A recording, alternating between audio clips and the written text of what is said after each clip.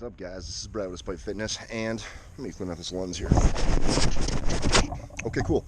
Hey, so want to come together with a video here. The original plan was there's a question that came through about shoulder health, kind of from the strongman perspective as well as from the powerlifting perspective. And the original intent that I'd had was to kind of collaborate with both Uncle Nic and Olu and kind of come together, the three of us, for one video kind of touching on that topic. However, when I asked for some support from Uncle Nic and Olu, they went kind of above and beyond and both created great videos in and of themselves. So I don't want to splice anything out or cut anything down or put out, you know, a 30-minute video. So what I'm going to do is I'm going to release a video here with Uncle Nic, you know, going through his tips and tricks about shoulder health from the kind of strongman perspective. And then at another point we'll get into the video with Olu. And then at a separate point, I'll do some touching on the topic as well myself. So without any further ado, here is Uncle Nic from Never Say.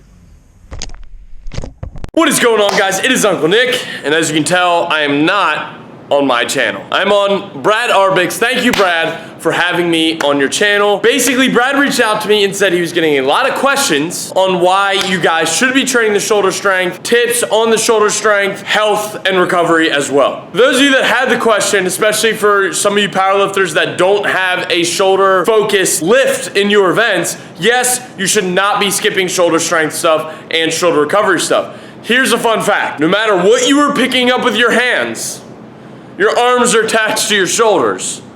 So therefore, they are bearing some weight at any given moment. If you are carrying something, holding something, pressing something, your shoulders are bearing that. Therefore, they need to be strong and they need to be healthy.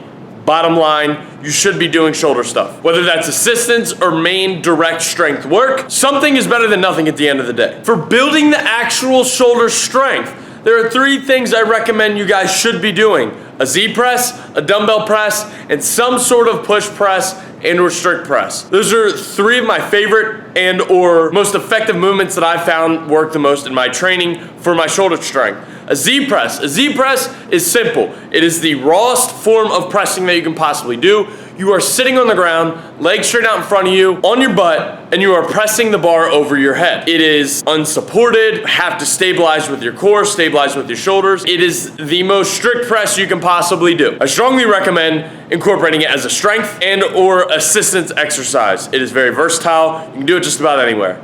As long as you have a floor, and we're on earth, so anywhere's a floor, right? Second is a dumbbell press. There are plenty of variations. You can do a normal standard dumbbell press. You can do a neutral grip dumbbell press. You can do an incline dumbbell press. You can do an Arnold dumbbell press. Anything of that nature. The standard dumbbell press simulates the same grip you would have with a barbell, but you do not get the stability by having a connected weight. They're individuals, so therefore you have to stabilize them individually. A neutral grip dumbbell press, your grip will be perpendicular to what a normal barbell would be. So you're going front to back instead of side to side.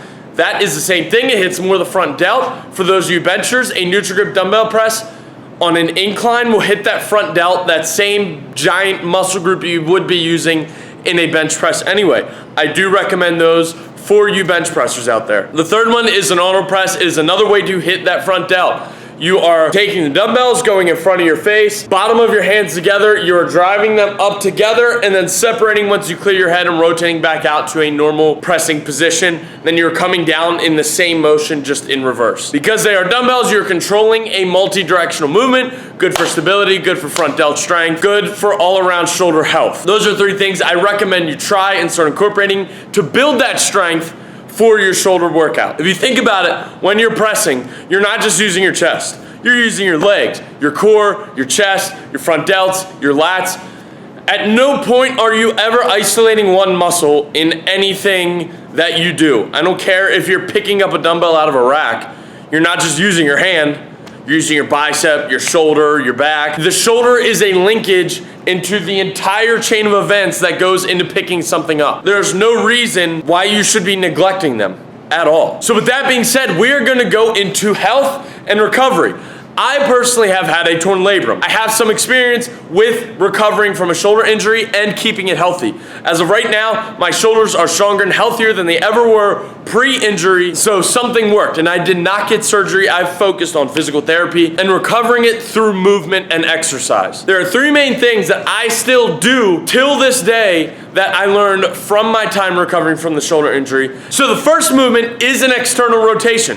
The external rotation, your arm is going to be a 90-degree angle. Your fist is going to be 90 degrees from that elbow. Think of an L between your hand and your shoulder. Then what you're going to do is keep that elbow stationary and rotate your fist outwards. You can use them with bands or free weight. If this is a new movement for you, I suggest using free weight because it feels weird at first, because the range of motion is going to be a lot less, so the band tension will be a little bit greater. You do not want to exceed more than 10 pounds for any of these exercises I'm about to give you for the recovery stuff. If you're new to this, I suggest sticking between 2.5 pound plates or maybe a 5 pound dumbbell to get the range of motion, to get the feeling for how the movement's supposed to be. It's supposed to be strict, slow, and controlled. The next one is an internal rotation. Think of that L shape. Now put it upright, like you're a Boy Scout, if you're into that type of stuff. So what you're gonna do from that point is you are gonna rotate all the way down. Same thing here, guys. You are keeping that elbow stationary. That shoulder is meant to be the pivot point. Think of like a screw. You're trying to screw the screw in and screw out. The screw doesn't move like this. The screw moves within the socket. Lefty loosey, righty tighty. Same concept here, guys. That shoulder to elbow should be straight throughout the movement. Nice, slow, and controlled. There's a variation with the internal press, and that is called a Cuban press. What you're gonna do is start in the same position. You're gonna rotate down, press down, rotate back up, press up. You're promoting health and strength within the joint, all the little tiny small tendons and ligaments and muscle fibers that are the small groups that you typically don't really get to focus on when you're doing some sort of big movement like a press. The last thing I'm going to give you guys here is a lateral raise and front raises. Now, most of you guys are probably already familiar with them, but most people do them heavy and don't control the movement from top to bottom. So what I'm going to suggest that you guys do is start with 5 to 10 pounds, and I want you to start from a dead stop. Go up just past the plane of level, 1,000. Go back down, 1,000, 2,000. Hold at the bottom, 1,000. Continue back up, 1,000, 2,000. So the movement itself is a 2,000 count. The pause at the top and bottom is a 1,000. I want you to create that stability and that strength at the dead stop. These aren't heavy exercises. Now, when you're doing the lateral raise, I want your fist to be like you are pouring out water. Fist turned down the entire time. Your fist is gonna wanna rise up, but you're gonna wanna keep the front of your fist down. Like I said, like you're pouring out a pitcher of water. Now the front raise is the same concept, it is just out front. Instead of your fist down, your fists are gonna be up at a 45. That is where I am most comfortable and feel no pain. Some people do them straight, some people do them vertical. I do them at a 45 because that is where my arms naturally rest, and that is what is most comfortable for me. But it's gonna be the same count. A 1,000 pause at the top, 1,000, 2,000 down, 1,000 pause at the bottom, same thing back up. The concept here for you guys is controlling the motion. These are things I do before a shoulder workout, and sometimes if my shoulders are a little banged up after, say, a heavy pressing day, I'll do after to get some blood in, get everything kind of pumped up a little bit, and help promote that recovery as soon as I'm done working out. So for those of you that are static guys, like you powerlifters, I understand you wanting to focus on the lifts that matter, but your body is one piece with a bunch of moving parts. So to neglect something out of focusing on being a specialist in 3 movements, having a weak link in that chain is you're leaving pounds out there to other people. You need to be strong all the way around. Neglecting muscle groups and movements in certain areas as a strength athlete just seems irresponsible. I'm gonna leave you with this. Strong men can go and do well in powerlifting, but powerlifters typically come over to strongman and have a giant learning curve. Why?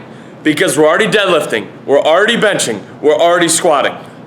But on top of that, we're doing other things. You can pick up a 300-pound stone. You can pick up a 300-pound anything. Strongman is full body, heavy posterior chain work, so it all works into the same thing. So guys, get out there, work your shoulders, and start moving. Be athletic. You might hate me now for what I'm saying, but thank me later because it will only benefit you in the long run, I promise you that. But that is all I got for you guys on my end. I really hope this helps. I hope this answered most of your guys' questions. Brad, thank you for having me on your channel, brother. I really appreciate it. But at this point, I'm handing this back over to you, brother. Uncle Nic is out. Coming through big with that one. Hey, Nick, thanks, man. I appreciate you taking the time and the energy to put something together for me and for my channel. Obviously, any of my viewers are going to know who you are, and but if there's some small percentage of a chance that you don't know who Uncle Nic is, pop over to his channel. I'll have it kind of linked in the box below, and give him a sub. I appreciate that. Yeah, Nick, man, thank you so much for coming together with that video. I really appreciate it. Some really good tips there, and I hope that you guys out there, the viewers, enjoyed that video. So, give it a thumbs up. Leave Uncle Nic and myself a message, say what's up, ask some more questions, whatever you'd like, and I promise I'll respond. If you guys haven't already subscribed to my channel, I would appreciate if you did so. Remember to also give it, like I said, that thumbs up and comment below. Share with friends too. Sharing helps because it introduces to me people that don't know me, or maybe don't know Nick. So that's cool. That helps. Anyway, guys, that's it. Thanks for checking out the video. I appreciate you guys checking it out. If you have any of those questions, comments, or concerns, as previously mentioned, leave them below, and I will respond. Remember, guys, no matter what it is you think you can't do, train despite, you either find an excuse or you find a way. And I hope you find that way. We'll see you in the next one. Peace.